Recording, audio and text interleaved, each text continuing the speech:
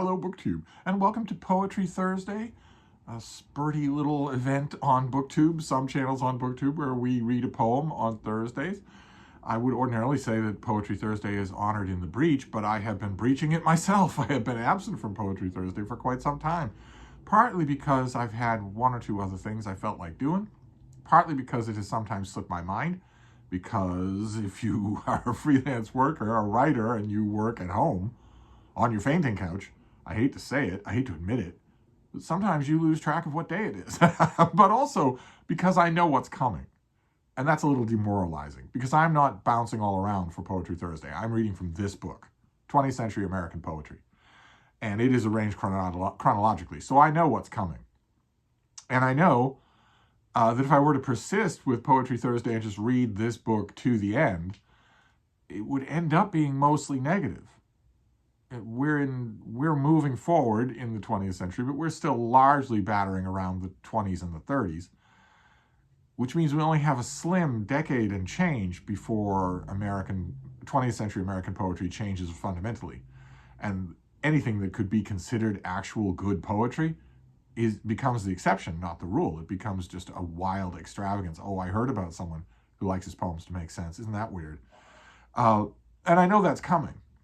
That's a little bit off-putting for making a regular series of videos, but I thought we'd persist for a couple more weeks. This book is set up in fragments, in big sections, and we're almost at the end of one of those sections. Maybe that's the place to stop for 2023, anyway.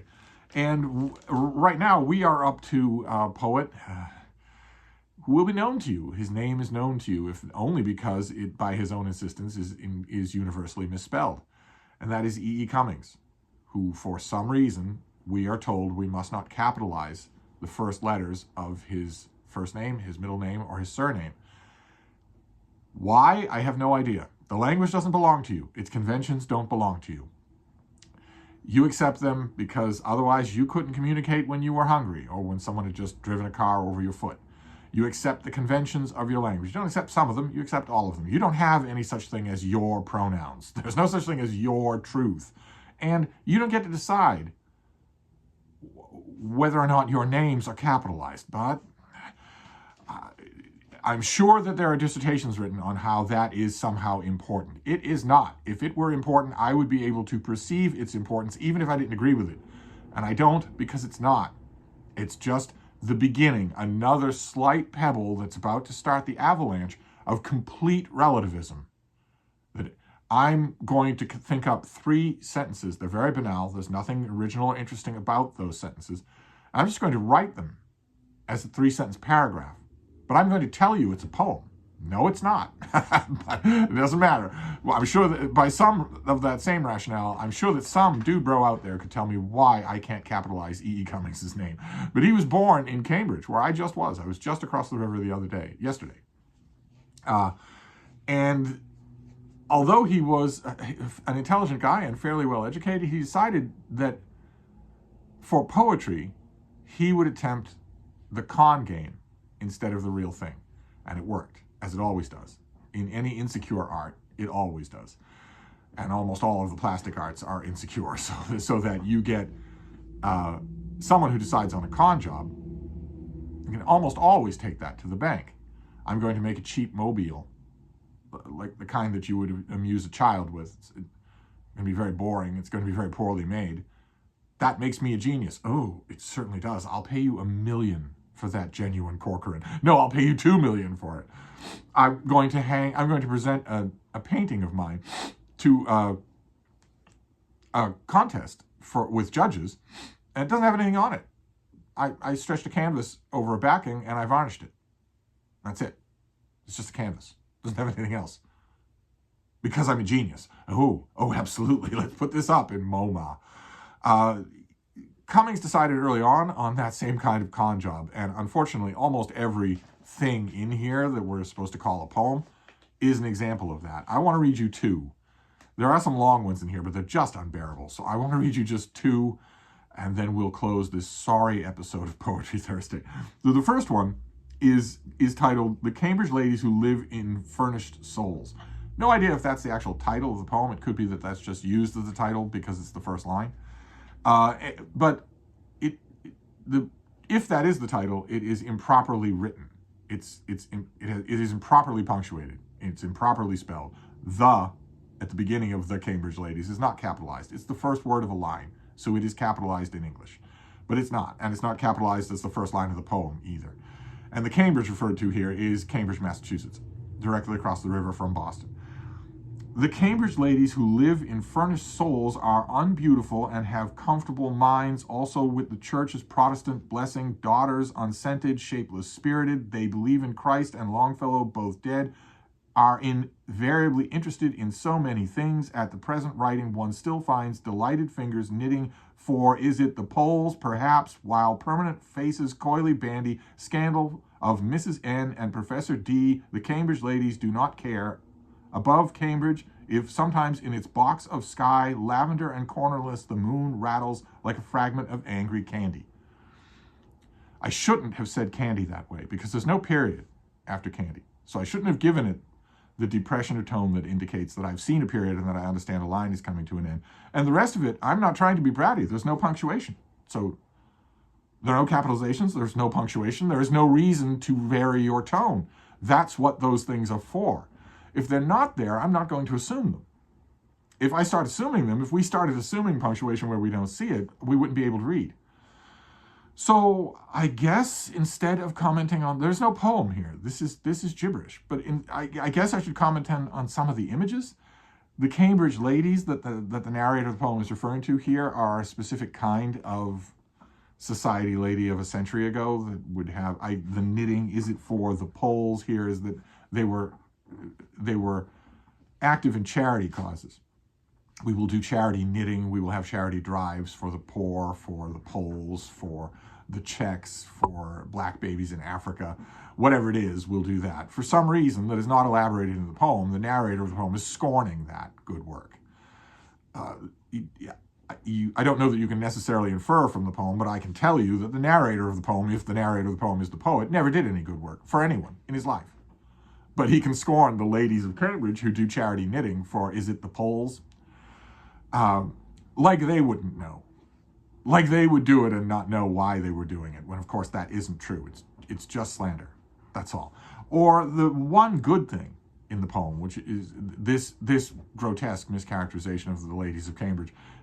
In the narrator of the poem's view, they would be so oblivious that they wouldn't even care if the box of sky, lavender and cornerless, the moon, if in that box, so they look up from their knitting at the little box of sky they can see in the window, if the moon rattled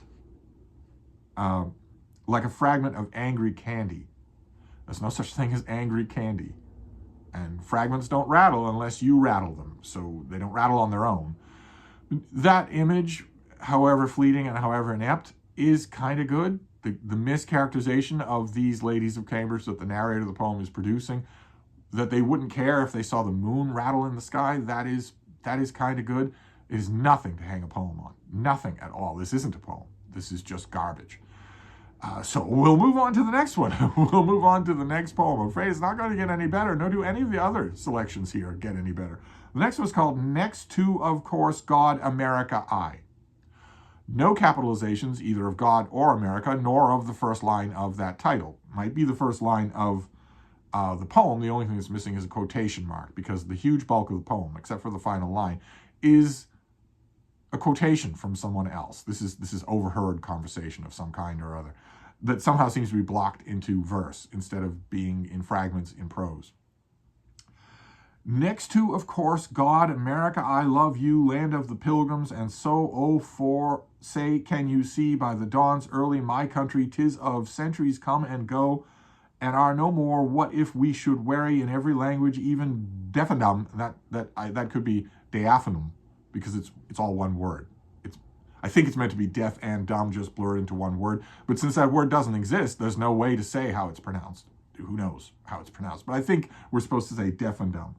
Thy sons acclaim your glorious name, by Gary, by Jingo, by G, by Gosh, by Gum. They talk of beauty, what cold be beautiful more than these heroic happy dead. I didn't mispronounce that. It is clearly meant to be the word could. but it is given as the word cold. What cold be more beautiful than these heroic, happy dead who rushed like lions to the roaring slaughter? They did not stop to think, they died instead. Then shall the voice of liberty be mute? Question mark, close quotation mark. That is all one quote. Then the final line of this thing, whatever it is. He spoke 3 spaces, not 2 spaces. 2 spaces follow a period. Instead, it's noticeably longer than that. It's 3 spaces. And drank rapidly a glass of water, period. Okay, so the conceit of the poem is that the person who is writing that last line has overheard someone else, a man, say the rest of the poem.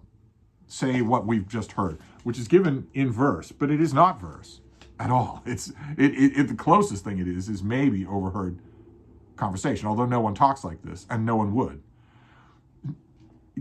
The conceit of the poem is that whoever writes the final line did not speak the part that comes first.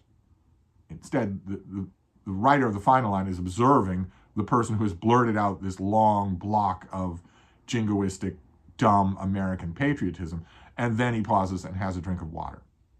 And I bet if there are any E.E. Cummings dude bros who are still alive and who are willing to mansplain this poem to me, I bet they would say that the reason why there's a longer pause after he spoke is to tell me that there was a longer pause. Right? The reason why there's 3 spaces instead of 2 after the period is because there was a pause after he spoke. He spoke and drank rapidly a glass of water with a pause in between. But that's not how language works. That's not how English works. If someone pauses and you want to describe the scene, you have to tell me that they did. Otherwise, I don't care what your punctuation is. I don't care whether or not you have a broken typewriter or a bad editor. And there's nothing poetic here at all. I mean, dulcia decorum est, maybe that little shop-worn irony about guys that cried about how glorious their country was as they were charging like lions into battle and dying. I would hate to think that even a young E.E. Cummings thought that was profound enough to hang a poem on. It's no better than the last one. These are empty, stupid, shop-worn little exclamations. The only thing that makes them in any way noteworthy, the only thing that elevates them from the doggerel that a high school student would write in the margins of a notebook, is their orthography. It's how odd they look. It's how odd they look on the printed page. If you didn't print them that way, if you printed them correctly, for instance, if you included punctuation and capitalization and grammar and spelling, there's not a forbearing editor anywhere in the country who would have bought these things for even $10. Here they are in an anthology 100 years after they were written. Because of that.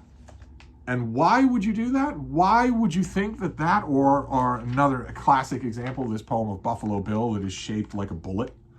Why would you do that? Well, again, it's the fraud. It's that you perpetrate a fraud on an insecure art form. People will line up to say you're a genius. But there's another reason why as well. If any of this is legitimate, if E.E. Cummings felt anything about this crap at all, it's possible that the deeper reason why is because he thought all the conventional ways of versification were dead, played out, dried up. What's the point? Can't do anything meaningful with them anymore. Says who? Well, says me. I've declared it. Why do you say that? Well, I tried doing that and it was a little hard. This is much easier. I can just type this at the speed of typing and send it off. And if I'm told by some editor, the Atlantic Monthly, I don't know what this is, I don't recognize it at all, clean it up, and I might think about it, well, I can say he doesn't understand it. So that's our poet, unfortunately, for today, for Poetry Thursdays, E.E. Cummings. A talentless fraud who he's canonized. He is in every anthology. He will be anthologized forever. People think of him as not only a poet, but a great poet. And we have more of the same to come. And I might just wrap up this section and then give it a miss. I mean, the natural inclination that I have, if I had a month of Thursdays left to do, the natural inclination that I have after this would be to just go through the rest of this and pick out the good poems as opposed to going through every poet who's one after another going to pull this kind of crap. That doesn't feel fair, to me anyway. That doesn't feel fair because for the whole of my life, I have used the term 20th century American poetry as derision, as an insult. I've said this is bad enough to be 20th century American poetry. It seems to me that a good way for me to learn maybe a nuance or two beyond that would be to read all of this, to plow my way through all of it. It seems to me that the worst thing I could do, considering that that's been my refrain for decades, would be to stop at E. Cummings and then just pick and choose the bits and pieces that I like after that. Seems like that would be a little bit of a wrong thing to do. But it's moot anyway, because we don't have a month of Thursdays left. So I will come back next Thursday with another poet, and maybe we'll certainly wrap up the 2023's version of Poetry Thursday then. so that's it for today. That's E. Cummings, Cambridge's own. But I'll be back. Thank you, BookTube.